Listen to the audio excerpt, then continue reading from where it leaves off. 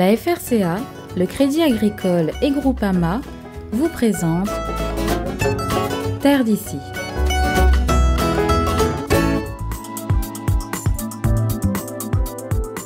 L'innovation dans le domaine agricole, récompensée comme il se doit. Lors des dernières rencontres agrofertiles, plusieurs lauréats ont ainsi reçu une distinction pour leur travail et leur implication à trouver des solutions afin de développer une agriculture durable, plus respectueuse de l'environnement.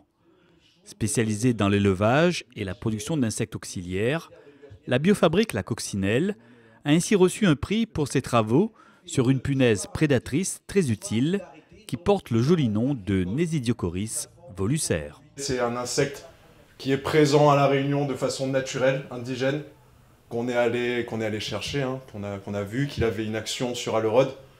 Et c'est mis en place un peu par la force des choses. On était dans une impasse sur Allerode, on avait des solutions mais qui n'étaient pas complètes. On avait besoin de trouver des solutions localement. Et on a trouvé cette punaise et elle s'est imposée un peu d'elle-même. Apprendre aux agriculteurs à utiliser et à maîtriser ces nouvelles techniques, c'est aussi le rôle de l'Arméflore.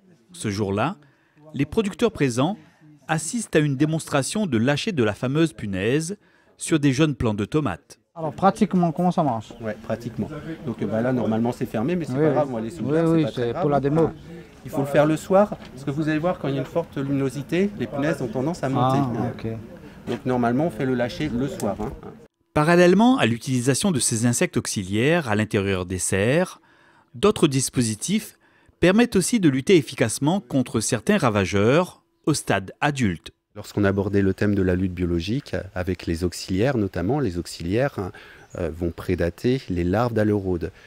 Tandis que les adultes ne vont pas être prédatés. Donc une méthode efficace pour compléter la lutte biologique, cet ensemble de méthodes de lutte, c'est le piégeage par exemple avec les panneaux angulés et jaunes pour les Allerodes. Donc les adultes vont être attirés par cette couleur jaune et s'engluer sur ce panneau. C'est une multiplication d'actions qui vont permettre de s'affranchir de l'utilisation des pesticides. Voilà, c'est des approches globales, un ensemble de techniques qui vont permettre de ne plus traiter, des méthodes alternatives, des méthodes saines qui vont permettre d'avoir des produits sans résidus de pesticides.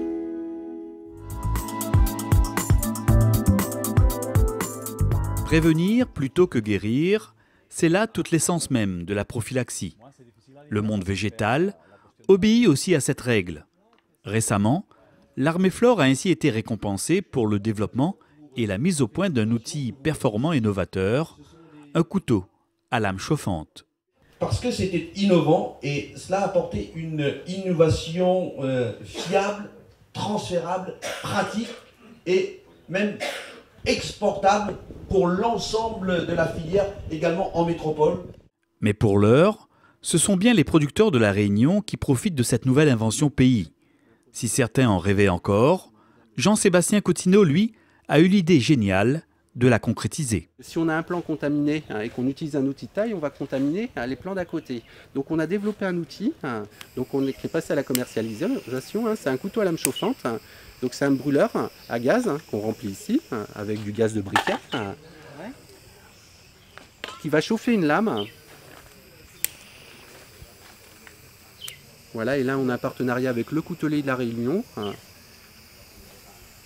qui s'appelle Samuel Loireau. Fabrication locale. Oui, fabrication locale. Donc la lame va être chauffée à 100 degrés et ensuite on peut opérer les opérations d'effeuillage en toute sécurité avec un outil qui non seulement ne transmet pas de maladie mais en même temps cautérise les plaies. Grâce à cette lame chauffante, la transmission de certaines maladies comme le flétrissement bactérien ou encore de champignons comme le botrytis lors des opérations d'effeuillage est définitivement stoppée. Donc la lame va être chauffée en continu à 100 degrés et on peut réaliser les opérations de taille en toute sécurité. Donc l'outil ne transmet pas de maladie. De plus, les plaies de taille sont propres, voire cautérisées par la chaleur. À ce jour, une centaine de couteaux chauffants a été vendu. Un outil pratique que les producteurs de tomates réunionnais ont d'ores et déjà adopté. Quand on veut s'en servir, donc c'est très simple. Oui, c'est très simple en fait. Donc il suffit de le recharger avec du gaz de briquet. Donc on la sert ici. Donc Le réservoir plein, on a une autonomie d'1 heure à peu près. Donc au démarrage, il faut attendre à peu près 30 secondes que la lame soit chaude, mais ensuite, la température de lame sera maintenue constante par le brûleur, hein, ce qui évite d'avoir des contaminations par la suite si une maladie existe sur un plant. Donc ensuite, eh bien, on effectue les opérations de coupe, d'effeuillage. Finalement, la chaleur cautérise la plaie, finalement. Voilà, la chaleur cautérise la plaie. Déjà, on a une plaie propre. Et puis ensuite, la chaleur évite que la plaie pleure. Donc voilà, c'est un outil qui évite bon nombre de problèmes.